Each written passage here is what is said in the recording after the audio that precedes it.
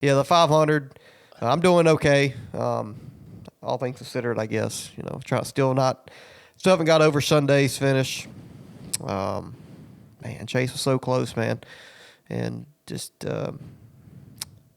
didn't have the help he needed at the end. Didn't even matter. Huh? In the end, it didn't even matter. It didn't. And a guy named Riley fucked me yet again. Where have you heard that one before? Didn't help me at all either. Brad was coming. Pause. That's fair. He kind of screwed both of us there. I don't think Brad would have got there. No, he wouldn't have. But he'd probably finished second. He'd have finished second. Yeah. But no, it was a heartbreaking finish there with Chase, man. And, obviously, if Chase Elliott wins that race, I'm ecstatic. How the cookie crumbles. Would have kind of felt like William Byron last year a little bit because Chase was really never up there all day.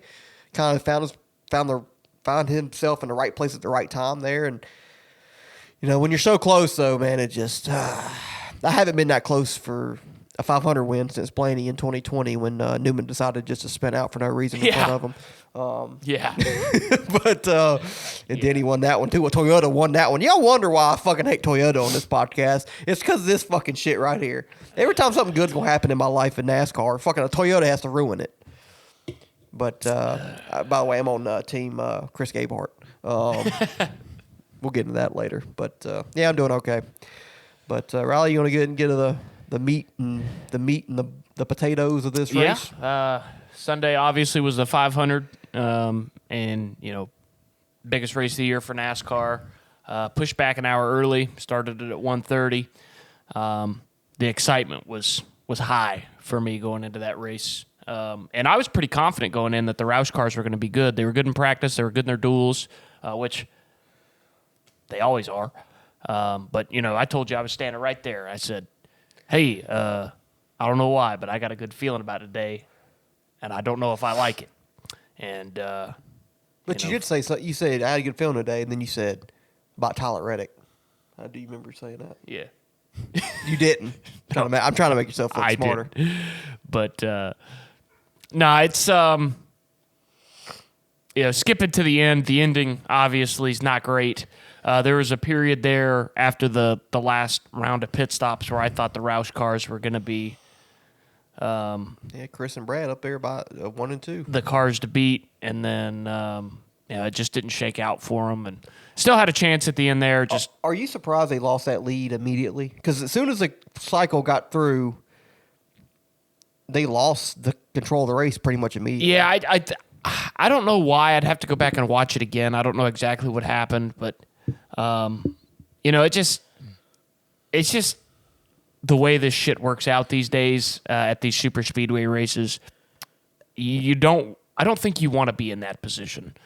I think you want to be chasing. I don't think you want to be the chaser. And for whatever reason, it just didn't work out for them. And then, that last restart happened, and it looked like Carson was going to win. He gets spun out, and then big wreck, on the short chute heading into one. No caution. No caution happened there, which I'm fine with. And then it was a big wreck. It was a big wreck, but fuck them. Then of course, big wreck coming to the checker. Thanks, Riley. And cars. Chase hit a ton. Yeah, he hit hard as hell. Brad didn't have a soft hit either. But again, that's what you expect when you come down to these. The end of these races, you got the cars piled on top of each other. You can't get any separation. It's solely dependent on runs and, where the runs are coming from, who's helping you, who's pushing, whether or not you got a teammate that's going to throw a block when you're essentially door-to-door with the guy. But that only happens, though, because it was a small pack. And that's what I was saying about the Clash and stuff, about Daytona. I think it would put on a pretty good race because – you don't have that run generated by Tyler and Riley if it's a big pack. And that's fair. If they're if Carson Hocevar never gets turned, never starts that big wreck. But you're still going to have a big wreck. It's just going to be a different reason. Yeah, but the finish, I don't think if Carson doesn't wreck there, either he wins the race, obviously he's in the lead, or whoever's Was that Reddick on the bottom? Ricky in the middle or something like that? See, I disagree. One of them three are going to win the race because you can't do nothing else if there's no big wreck. And I disagree. You can't go nowhere. The reason I disagree with that is because what would more than likely happen is we'd see what we've seen at Daytona in years past and what we've seen in the duels is you'd get that run coming down the backstretch. Somebody would lay back off of 2, get the big run coming off down the backstretch, heading into 3. Somebody would throw a huge bump draft in on somebody that wouldn't be able to take it. They'd get turned and wreck the whole field. Just like we saw twice in the first duel, and we've seen William Byron win 2 Daytona 500s that way. I'm saying, so I get what you're saying. You're still going to see the wreck. It's just going to be at a different place. If they didn't wreck, is what I'm saying. I know, if they didn't wreck on the front stretch, I get what you're saying. Yeah. But you're going to see that wreck on the back stretch if you don't see it on the front stretch. Yeah, because there's just too much. There's too much drag. It's going to happen. The cars can't separate. So yeah, they can't go nowhere. That's what I was saying. I'm not a huge fan of that. Obviously, I don't want to see these cars wreck at the end of the races that big. I don't want to see random guys that only lead 1 lap. Now, I get it. You only have to lead 1 lap. It's the only one that matters is the last one. I get that. But seeing guys win races that don't really deserve to win races is kind of frustrating. Now, if it happens, like I said, here and there, it is what it is. You get freak accidents. You have Dale blowing a tire entering 3 on the last lap. You have, freak shit happen.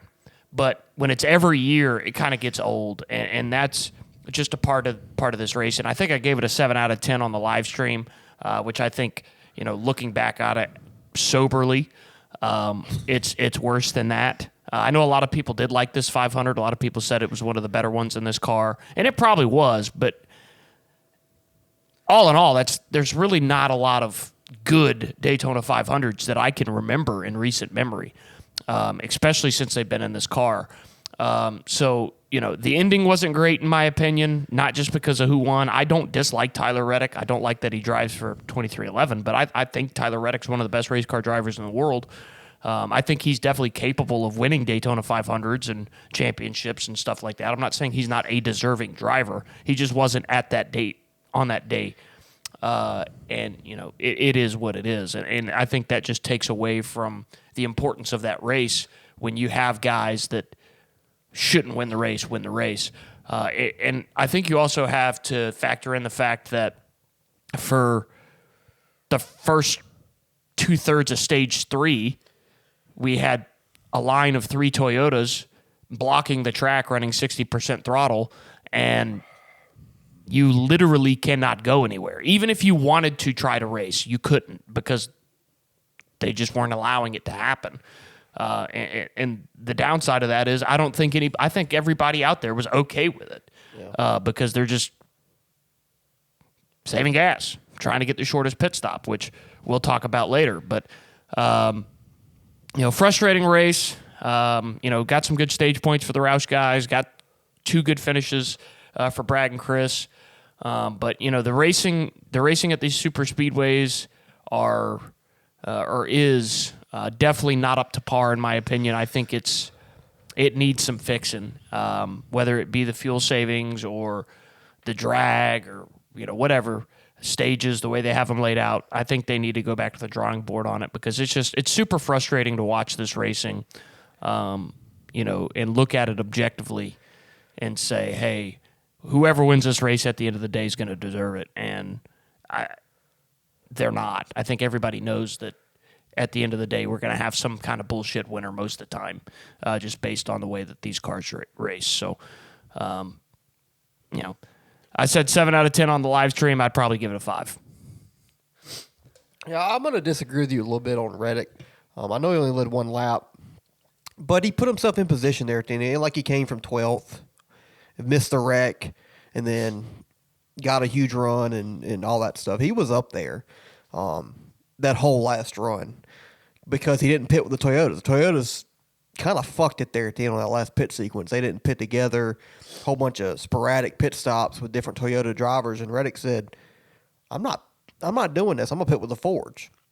And it worked out for him. So you got to give Tyler Reddick and that whole 45 team a lot of credit for putting themselves in position, missing the big wrecks early because they were involved in the one with Justin Allgaier and Denny Hamlin and they were just right in the middle of it. But they were able to scooch.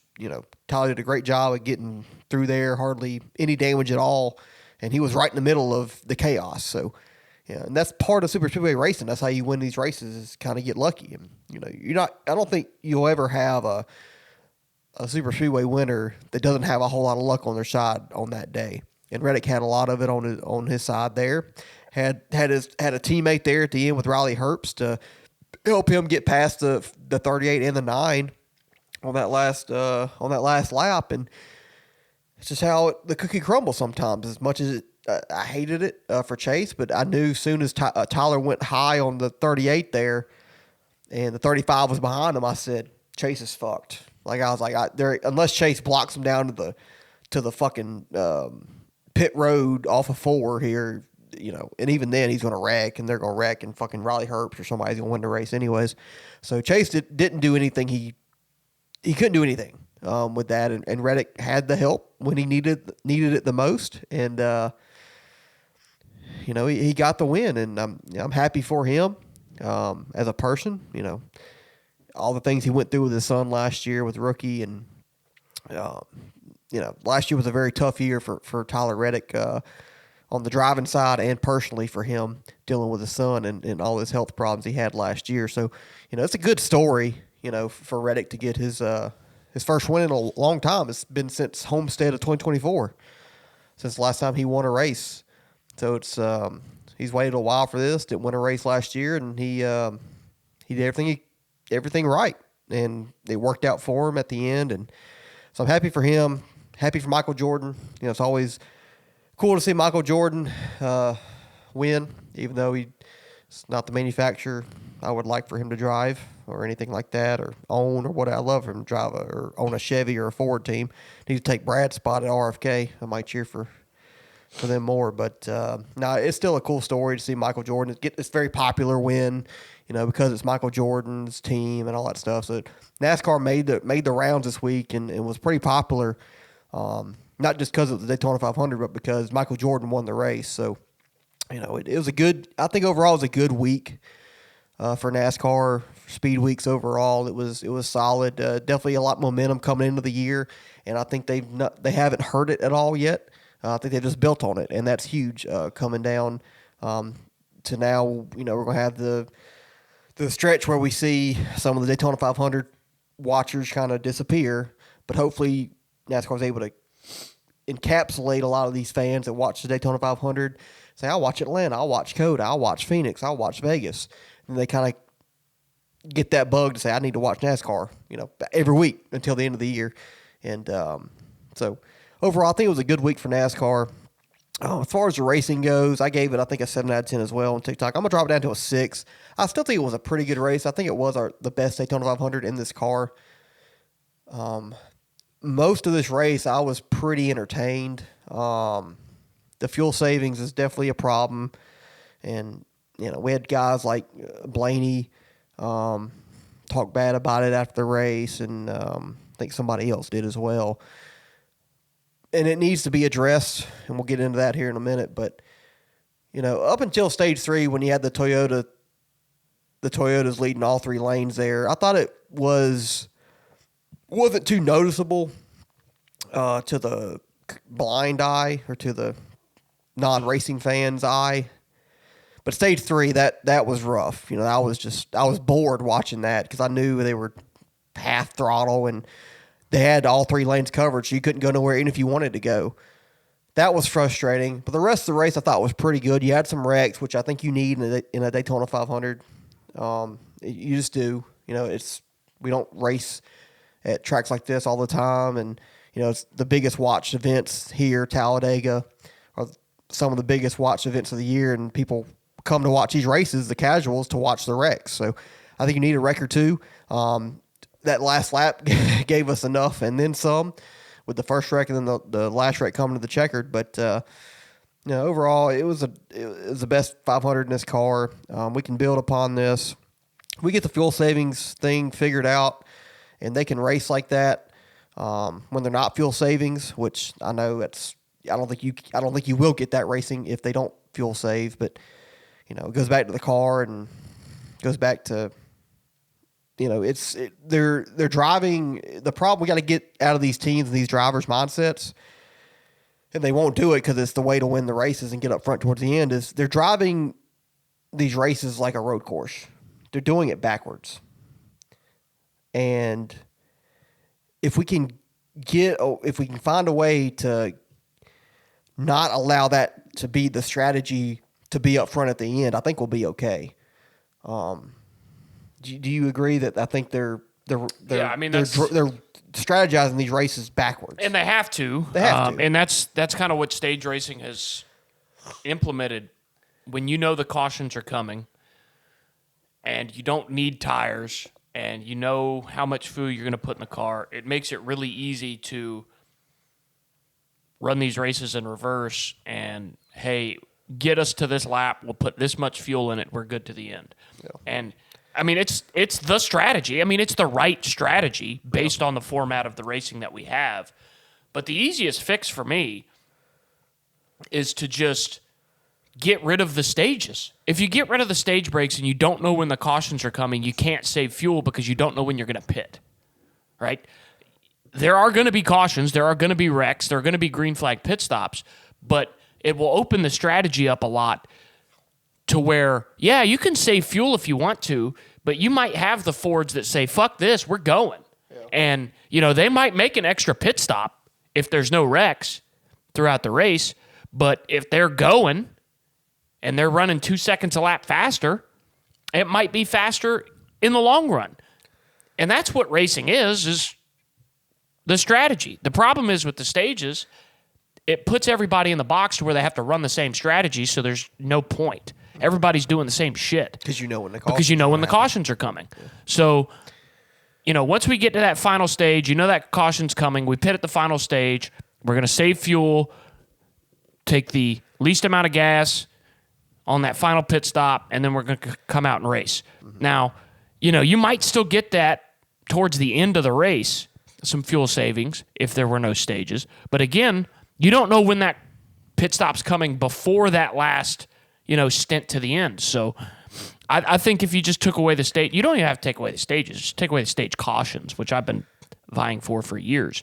If they just took away the stage cautions, I think it would help a ton. But again, also, if you change this car to where, if you pull out a line and a guy's running 3/4 throttle and you're running 100%, you should be able to fucking pass that guy. I don't care if we're on, Martinsville, Daytona, or me and you're in a foot race outside. If I'm running full blast and you're running at half, I should be beating you, if all things are similar. And that's just not the case right now in super speedway racing. Like you said, people do tune into this race, the 500, for the spectacle. They tune into these super speedway races because of the wrecks. That's all fine and dandy. But if you are somehow listening to this right now, watching this TikTok, whatever it may be, and you've never watched a NASCAR race, you don't need to be watching Daytona and Talladega for the best super speedway racing. Tune in this weekend in Atlanta. You'll see what real super speedway, because what you'll see this weekend in Atlanta is what we used to see when we were growing up at Daytona and Talladega. Handling cars all over the spot. Cars having to lift, like you said. Runs coming, but, you're not necessarily dependent on getting a push. You can create runs and make passes in corners yourself. This weekend is what real super speedway racing could be, or is. And if they could figure out a way to get the cars to race like they do at Atlanta, at Talladega, and Daytona, they'd be onto something, because this weekend will be the best race you'll see all year. One of the races. One of the best races you'll see all year. It has been since they've changed this track, and it's just going to keep getting better as that track wears down. So that's what you need to do. If you want to watch legit prime NASCAR super speedway style racing, Atlanta is your best bet this weekend. Yeah. We'll get in the fuel savings here in a second, but I'm happy. Kyler Reddick got out of the car, celebrated with his team. Yes, sir. And all he said was, I won the Daytona 500. You tell me he's not in the playoffs? I'm not in the playoffs. I'm not. I ain't got to worry about the next 25 weeks necessarily. None of that. It was all about the race. And I love that. And we can talk about point standings. Points. We're not even the playoffs. Playoffs? Point standings actually matter. And we'll talk about that here in a little bit before we'll do the Atlanta preview and all that stuff later on. I'm so happy that the playoffs are done, and this race was the race in itself. And the same thing this weekend. Whoever wins at Atlanta, guess what? They're not in the playoffs. If it's a fucking random motherfucker like Ricky Stenhouse Jr. or Daniel Torres or something like that. Chase Elliott. Shut up. They just won the race. That's all it is. You still got to fucking execute the next 24 weeks, and I love that.